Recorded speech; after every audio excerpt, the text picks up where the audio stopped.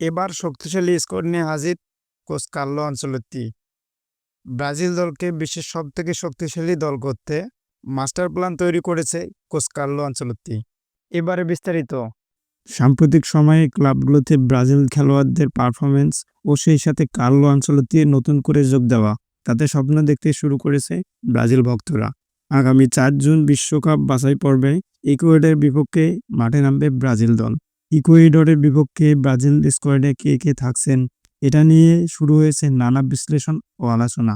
Real মাদ্রিদে এই season শেষ করে আগামী 26 মে ব্রাজিল দলে যোগ দিবে কোচ কার্লো আনচেলত্তি। তাই বলা যায় ইকুয়েডরের বিপক্ষে তেমন সময় পাচ্ছেন না কোচ কার্লো আনচেলত্তি। তবে কার্লো আনচেলত্তি বলে কথা, যারা কার্লো আনচেলত্তিকে চিনেন তারা হয়তো জানেন কার্লো আনচেলত্তি সূক্ষ্ম সময়ে খুবই পারদর্শী। রিয়াল মাদ্রিদে থাকা অবস্থায় তার বিচক্ষণ কৌশলগুলো ছিল মারাত্মক লেভেলের। তাই যতই সময় কম হোক না কেন, কার্লো আনচেলত্তি তার সেরা স্কোয়াড নিয়ে হাজির হচ্ছেন, এটা বলাই বাহুল্য।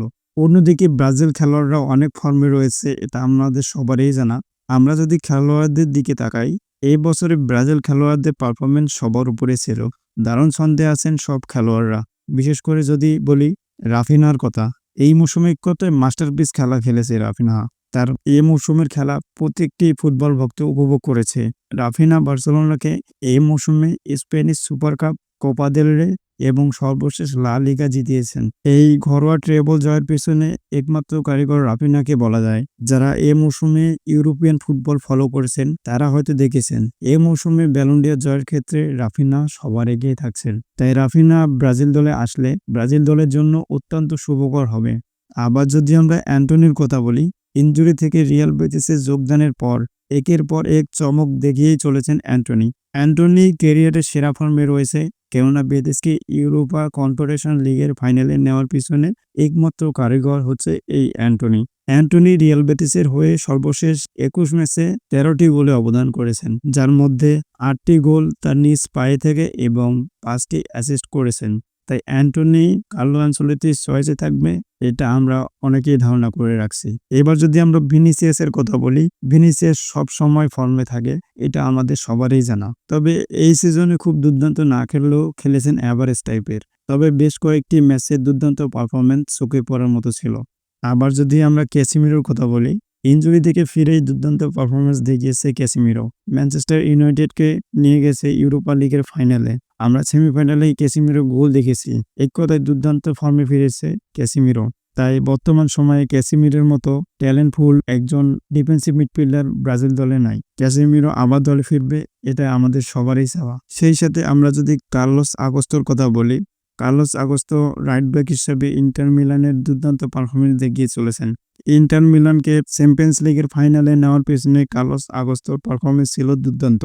তাই রাইট ব্যাক হিসেবে কার্লোস আগোস্তো সবার উপরেই থাকবে। আমরা যদি সাবিনোর কথা বলি, ম্যানচেস্টার সিটি খুব দুর্দান্ত ফর্মে না থাকলেও সাবিনোর পারফরমেন্স চোখে পড়ার মতো। আমরা রদ্রিগোর কথা যদি বলি, এই মৌসুমে তার পারফরমেন্স ততটা চোখে না পড়লেও মৌসুমে প্রথম থেকে তার পারফরমেন্স ছিল দুর্দান্ত। তবে রদ্রিগো তার ফর্মে ফিরবে, এটা আমরা সবাই জানি। আমরা যদি ভ্যান্ডারসনের কথা বলি, অ্যাজ মোনাকোতে খেলা এই খেলোয়াড় দুর্দান্ত পারফরমেন্স দেখাচ্ছেন বর্তমান সময়ে।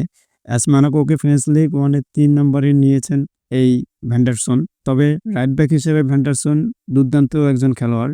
আবার যদি আমরা রিচার্লিসনের কথা বলি, কেননা ইনজুরি থেকে ফিরে দুর্দান্ত গোল করেছেন রিচার্লিসন। ফরওয়ার্ড হিসাবে দুর্দান্ত একজন খেলোয়াড়, রিচার্লিসনকে দলে রাখবে, এটা আমরা সবাই আশা করি। মার্কিউনিসের কথা যদি বলি, পিএসজির এই ডিফেন্ডার সবসময়ই ভালো খেলে, এটা আমরা সবাই জানি।